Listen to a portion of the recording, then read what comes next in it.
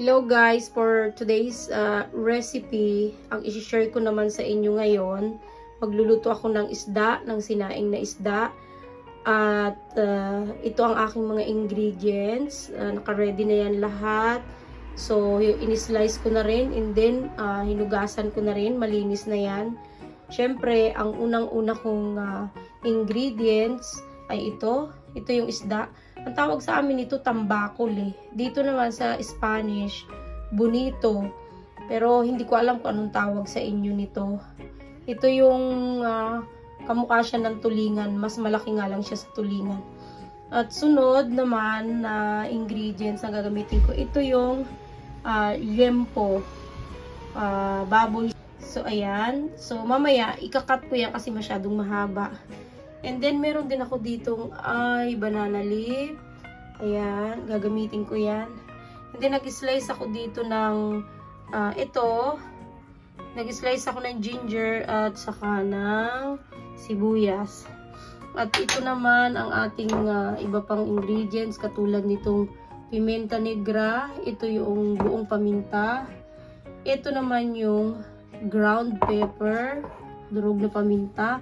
Siyempre, yan, hindi mawawala yung suka. At meron din akong sesame oil. Lalagyan natin ng konti. Ito naman, ito yung ground ginger. At siyempre, ang ating asin. So, yan ang aking mga ingredients na gagamitin, guys. At magsisimula na tayo. Ang una ko munang gagawin, hihiwain ko muna itong liempo ng kalahati. Yan, lahat. Kasi yung aking luto, lakihan. So, pag siya kakasya, lalagyan natin ng liempo itong isda, guys. Para siya lalong sumarap. Natin ng madahan. Yung madahang apoy. Ayan, nahiwa ko na siya. Ang sunod kong ginawa, guys, ito, ayan. Nilagyan ko na yung aking casserole ng banana leaf. Lagyan ko naman siya ngayon ng ilalagay ko na itong kinat ko na liempo. Ayan. Ayan. Arrange niya. Ayan. Ito. Ayan. Itong ating ginger. Ayan. Nakiganyan. Ayan. So, spread lang natin yan. Ginger. At saka ang ating onions. So, yan. Lalagyan natin. So, ikalat lang natin ang paglagay. Gusto ko naman ilalagay itong buong paminta. Ayan. Lagyan na natin. Saka, konting ginger powder. Ayan. And then, lalagyan ko rin siya ng durog na paminta. Lalagyan ko muna itong isda ng asin. Isa-isa, ayan. Ayan. Okay lang na marami, guys, ang paglagay ng asin. Kasi lulutuin natin yan ng matagal. So, lahat lang to, guys. Lalagyan ko to ng asin. Next, nag-ano ako, guys, ng banana leaf. Hiniwa ko ng ganito kalapad. At yung laman, babalutan ko siya nito. Ganyan lang. Ayan. So, ayan. Ganito lang, guys. Ayan. Ganyan lang ang pagbalot. Tapos, mamaya, ilalagay ko siya doon sa ating lutuan.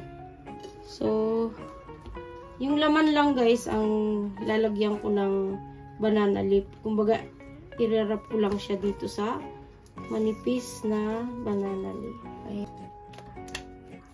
See. Ayan. Tapos isalansan natin yan mamaya sa loob. Ilalagay ko na dito sa lutuan. Isa-isa ko nang isasalansan ng ganito. Ayan. Salansan natin isa-isa. Pag naluto yan, lilit. Ayan. So, puno siya. Ayan. So, puno ang aking. Pero kasya yan, guys. Don't worry. Ayan, guys. Nasalansan ko na yan. Salansan ko na isda. At ilalagay ko na sa ibabaw yung natitira na ating liempo, yung karning baboy. Yan, lagay natin. 'Di ba nilagyan natin kanina sa ilalim at saka sa ibabaw. Ayan. Ilalagay ko na rin yung mga natitirang nating ricado, like itong ginger, yan, sa ibabaw. Sa ibabaw din natin yan ilalagay. At saka ilalim ang lagay ng ating, tas dahan-dahan lang yan ng pagpapakulo. Yan. Ganyan. Ilalagay ko na rin yung ginger powder. Katulad nung ginawa ko kanina sa ilalim. And then, itong ating ground pepper. Ayan. At lalagyan din ulit natin ng whole pepper. Ito yung pamintang buo. And then, lalagyan ko na siya ng konting mga 2 teaspoon na sesame oil. At lalagyan ko na rin siya guys ng vinegar. So, yung paglagay ko ng vinegar guys, tinatansya ko na lang yan. So, depende kasi sa lulutuin nyo, gaano karami yung lulutuin nyo. So, ayan. Ayan ang vinegar. Lalagyan ko rin siya ng tubig. Ayan. So, tansya lang guys yung paglagay ng tubig.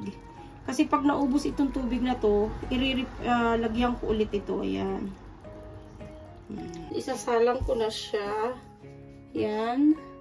Ngayon, sinalang ko na siya at tatakpan na natin. So, pakukuluin natin yan, dahan-dahan. Siguro mga 1 oras ko yan na iluluto. 1 hour to 1.5 hour. Titingnan ko siya guys after 1 hour na madahang pagluto. Tingnan natin. Ito daming sabaw. Ayan na siya ang itsura niya. So, pakukuluin pa natin yan hanggang mga 30 minutes pa yan.